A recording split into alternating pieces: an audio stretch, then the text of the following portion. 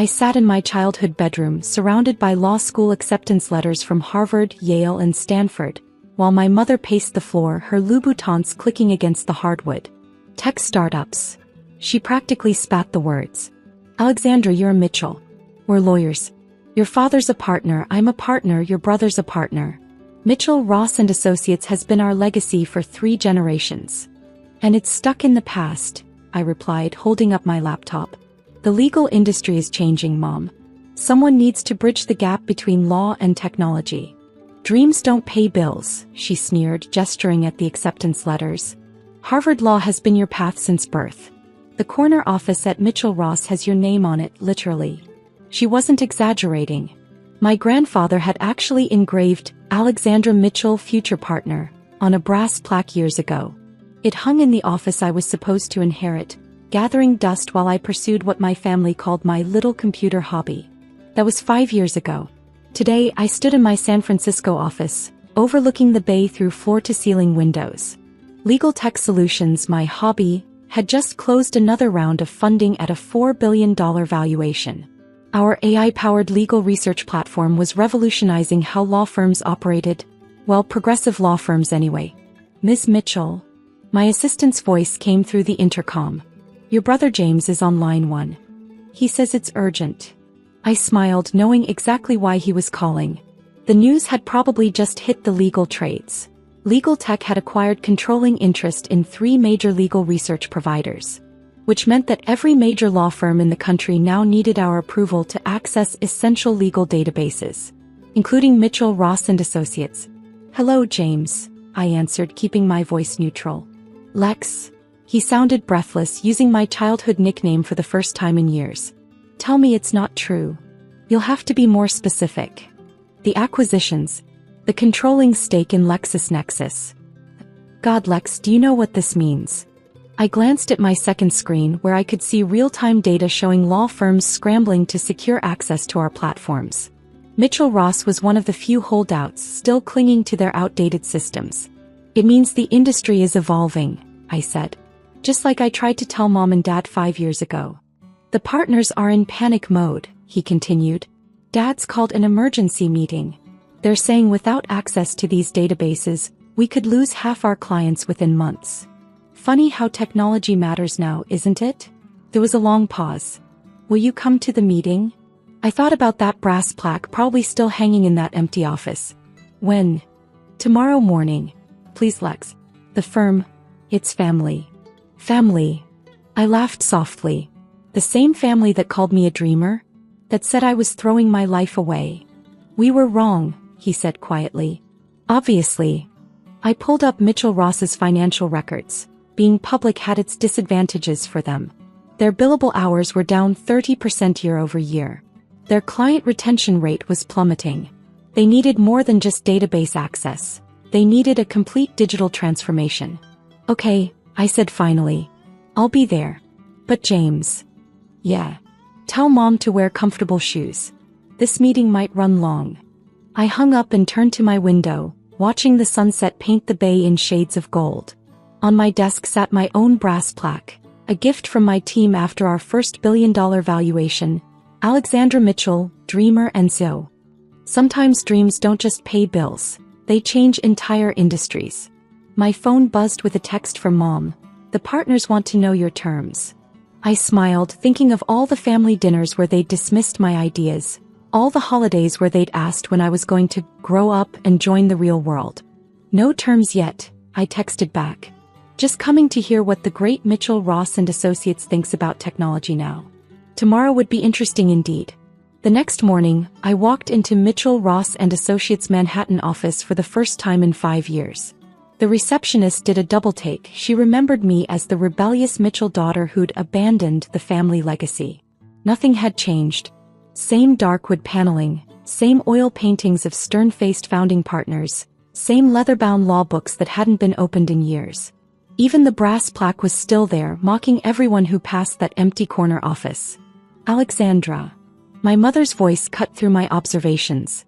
She stood in her perfect Chanel suit, but her usual confidence seemed forced. The partners are waiting. Are they? I checked my watch. A subtle Patek Philippe that cost more than most partners' annual bonuses. I'm 10 minutes early. We've been here since dawn, she admitted. The announcements yesterday caused quite a stir. I followed her to the main conference room, where 25 of New York's most prestigious lawyers sat around a gleaming mahogany table.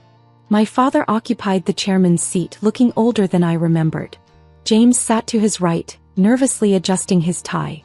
Before we begin, I said, setting up my laptop, I'd like to show you something. I connected to the room's outdated projector system, another sign of their technological stagnation. On screen appeared a real-time dashboard showing law firm performance metrics across the country. This red line, I pointed, is Mitchell Ross's efficiency rating compared to firms using legal tech as platforms. The blue line represents client satisfaction scores. And this, I highlighted a particularly dramatic downward trend, is your market share over the past 3 years. We get it, one senior partner snapped. You've made your point. Name your price for the database access. I smiled. You think this is about database access? Isn't it? My father spoke for the first time. Your company controls the research platforms we need. No, I closed my laptop. This is about survival. Mitchell Ross isn't just falling behind, it's becoming irrelevant. The room erupted in outraged murmurs. James looked like he wanted to disappear under the table. How dare you dash, another partner began. How dare I what? I interrupted. Tell the truth? Show you actual data? The same things I tried to explain 5 years ago when everyone in this room told me I was just a dreamer. My mother's face tightened. We've managed just fine, Dash. Have you? I pulled out a tablet displaying their client list. You've lost 30 major clients in the past year alone. All to firms using our platforms. Not because they're better lawyers, but because they're more efficient, more responsive, more modern. What do you want? My father asked quietly. I walked to the window, looking out at the Manhattan skyline. The chairman is retiring next month, isn't he? The room fell silent. Dad's retirement had been a closely guarded secret, or so they thought. How did you dash? James started. I know everything about this firm, I said. Every metric, every client, every weakness. And I know exactly how to fix it. Fix it. Mom's voice was sharp. This firm has existed for 3 generations, I finished. And it won't survive a 4th unless it changes. Dramatically. I turned back to face them. I'm not here to negotiate database access. I'm here to propose a complete transformation. New technology, new processes, new leadership. Under you, someone scoffed. Under someone who understands both law and technology, I corrected. Someone who's built a multi-billion-dollar company while you were all laughing at their dreams. My father stood slowly. And if we refuse? Then you'll join the dozens of other traditional firms that have folded in the past year. I shrugged. The legal industry is changing. You can change with it or you can disappear. The partners looked at each other, decades of certainty crumbling in the face of undeniable reality. My mother's perfectly manicured hands were clenched tight enough to whiten her knuckles. The chairman position, Dad said carefully. You want it. I glanced at that brass plaque outside, then back at the room full of partners who'd once dismissed me. No, I smiled. I want more than that. More. Dad's voice wavered slightly. What could be more than chairman? I pulled up another document on the screen, one that made several partners audibly gasp. Legal Tech Solutions proposes a complete acquisition of Mitchell, Ross & Associates, I stated calmly. We'll maintain the name, modernize the operations, and transform this firm into what it should have been years ago. Acquisition. Mom's voice was barely a whisper. You want to buy us? Actually, I smiled. I already have. Those client contracts you've been losing? They didn't just leave, they were acquired by shell companies that Legal Tech controls. We now represent 60% of your former billing base. James was frantically flipping through papers. That's impossible. We would have known Dash. Would you? I raised an eyebrow. The same firm that still uses Windows 7 and hasn't updated its security protocols since 2018? The same firm that stores sensitive client data in filing cabinets instead of encrypted clouds. The room fell silent as the implications sank in. As of this morning, I continued, Legal Tech Solutions owns controlling interest in Mitchell, Ross and Associates. I'm not here to negotiate. I'm here to announce. My father sank back into his chair, looking deflated. All this time, while we thought you were playing with computers, I was building the future, I finished. The same future I tried to show you 5 years ago. I walked to the front of the room, my heels clicking on the marble floor. Louboutins, just like Mom's, but bought with my own money from my own success. Here's what happens next, I announced. Every partner in this room will have 2 weeks to decide. Join the new Mitchell Ross, complete with full digital integration, modern practices and actual work-life balance, or retire with a generous package. And leadership? One of the younger partners asked. A new board combining legal expertise with technological innovation. Dad, I turned to him, I'd like you to stay on as chairman emeritus. Mom, there's a position heading our client relations division, if you're willing to learn new methods. They exchanged glances, decades of certainty crumbling in the face of undeniable change. And that office? James asked quietly. The one with the plaque? I smiled. Will be our new innovation lab, where young lawyers can dream up new ways to practice law, without being told they're wasting their time. Over the next hour, I outlined my vision for the new Mitchell Ross. AI-powered research that could do in minutes what once took days. Virtual courts and digital filing systems. Client portals that provided real-time updates. Everything I dreamed of now made real.